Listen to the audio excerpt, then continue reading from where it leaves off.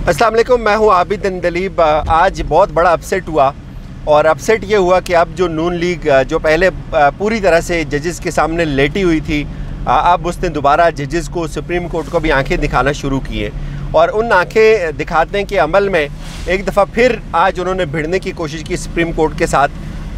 कुछ लोग उनको ये मशवरा दे रहे हैं कि वो इन तीनों जजेस के ख़िलाफ़ एक सदारती रेफरेंस लेके आएँ।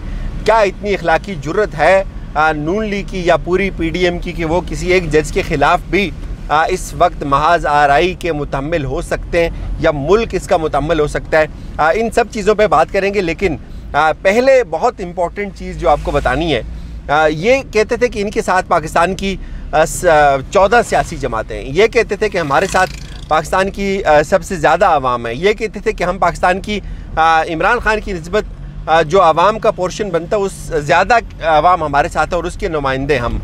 आपने देखा इतनी अज़ियत के बाद हमज़ा शहबाज को निकाला गया और पूरे पाकिस्तान में अगर आपको कहीं 50 लोग भी इकट्ठे हुए हों ताज़ियत में, इदारों के ख़िलाफ़ एहतजाज में, तो आप उसकी मुझे वीडियो शेयर करें, मैं अपना YouTube चैनल डिलीट कर दूँगा।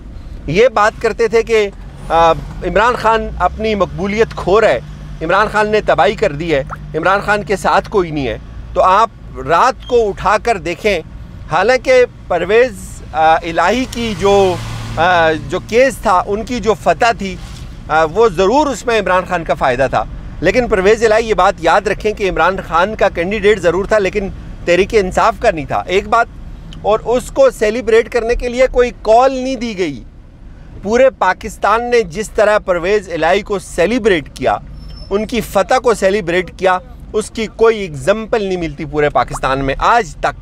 जो जिस तरह से लोग उनके साथ बाहर निकले, हालांकि परवेज़ इलाही आप देखिए उनकी सिर्फ 10 सीटें, एक महदूद सी जमात थी, वो भी तनाज़ात का शिकार थी। कौमी असम्बली में उनके 2 वोट इधर हैं, 2 वोट उधर हैं। सूबाई असम्बली में उनकी पार्टी की आदत एक तरफ हो गई, पार्लिमानी पार्टी दूसरी तरफ हो गई, लेकिन उसके बावजूद जो एक बड़ी तादाद में कौम बाहर निकली चौधरी परवेज़ इलाही के लिए, ये एक बहुत बड़ी फतह है और ये एक इंडिकेटर है उन तमाम कुव्वतों के लिए, उन तमाम लोगों के लिए जो ये समझते थे कि इमरान खान अपनी मकबूलियत खो रहा है, जो ये समझते थे कि इमरान खान पॉपुलर लीडर नहीं है, जो ये समझते थे कि उन्होंने इमरान खान को मैनेज कर लिया या शिकस्त दे दी।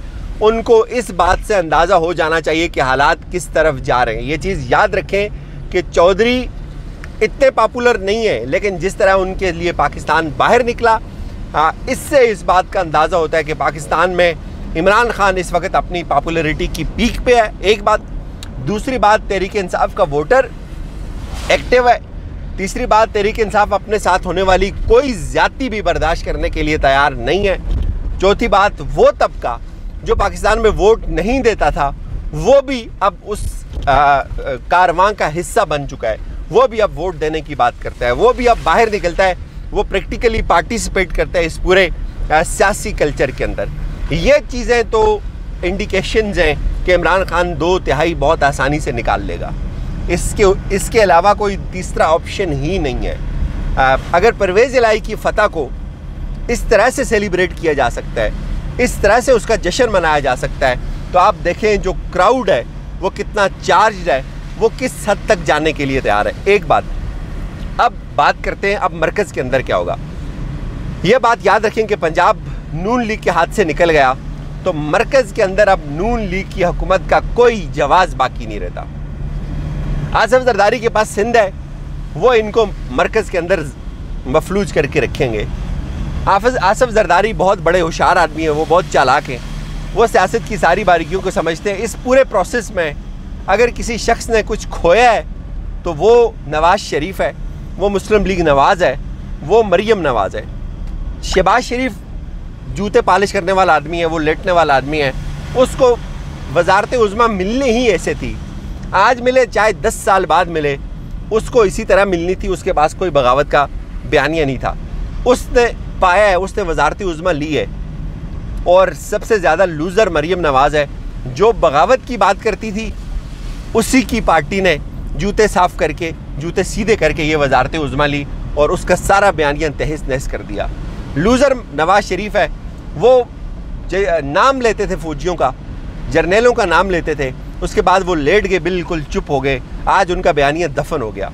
अब वो इमरान खान की रविश के ऊपर चलने की कोशिश करेंगे, लेकिन कौम उनको जूते मारेगी, उसमें भी वो नाकाम हो जाएंगे।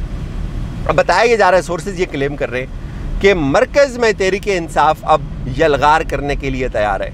इमरान खान अब मरकज़ पे एक दफ़ा फिर यलगार करने के लिए तैयार है, और ये एक बहुत बड़ा अपसेट होगा। और ये बहुत आसान है, मैं आपको बताऊँ, ये इतना मुश्किल नहीं है।